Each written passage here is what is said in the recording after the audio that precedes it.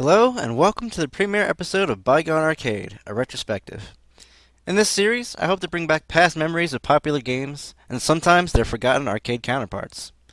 Today, we'll be taking a look at fan favorite, Bionic Commando.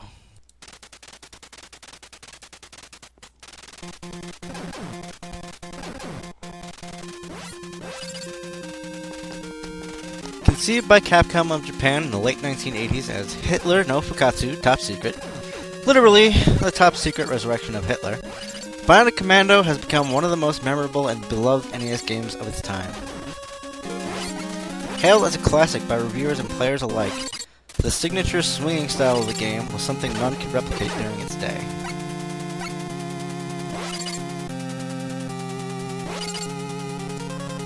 There is no jump button in this game, something unheard of in its time. To get around, you gotta use your arm and you gotta swing. This no doubt supplemented a lot of frustrating deaths, but also the sense of accomplishment when you do get your swing going.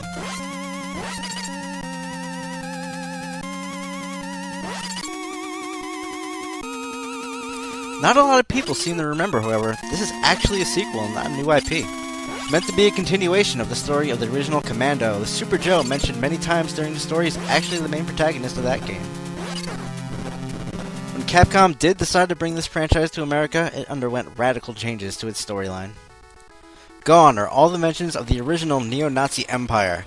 They got renamed the Bats. Like we really needed to know who the bad guys were? I guess. All the swastika imagery was edited out and replaced by the new one resembling an eagle or an albatross. And the last enemy of the game, meant to be a revived Adolf Hitler, was renamed into Master D, though his face remains the same on one of the most memorable ending sequences in all of gaming.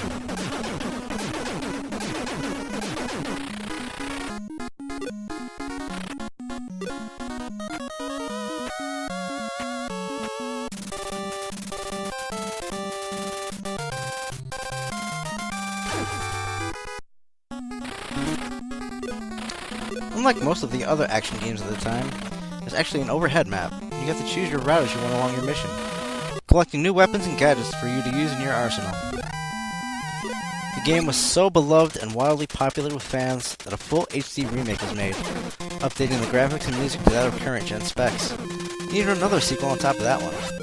There's also a fully realized 3D third-person adventure created, but not many people gonna remember that one. Dreadlocks? Really?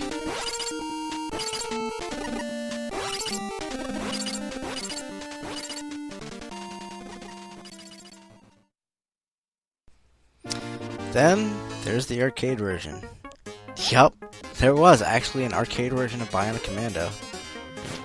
It was called Top Secret, released in 1987. Gone are the customization options, overhead map, and such. This is much more the straightforward blast-em-up romp we're used to seeing during the period.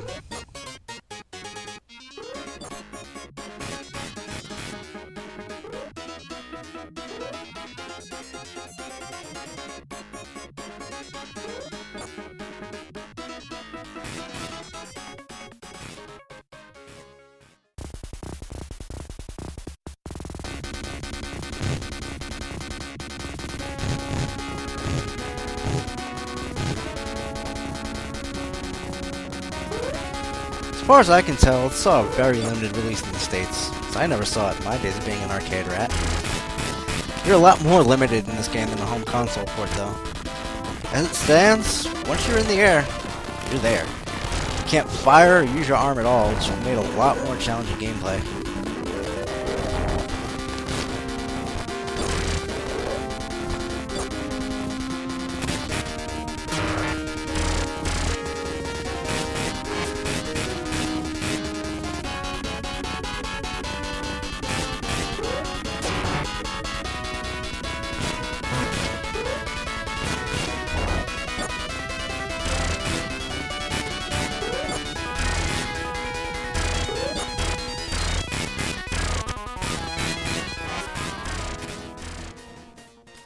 There's about 5 or 6 pretty short stages to blast through. All fairly linear, no puzzles here, but, being an arcade title, you can be sure the difficulties are ramped up to suck up all your quarters. Although, it's still a pretty fun game and worth checking out. You can find it on Capcom Classic Collection Volume 1 for PlayStation 2 and Xbox, or you can find it on Capcom Classics Collection Remix for the PlayStation Portable.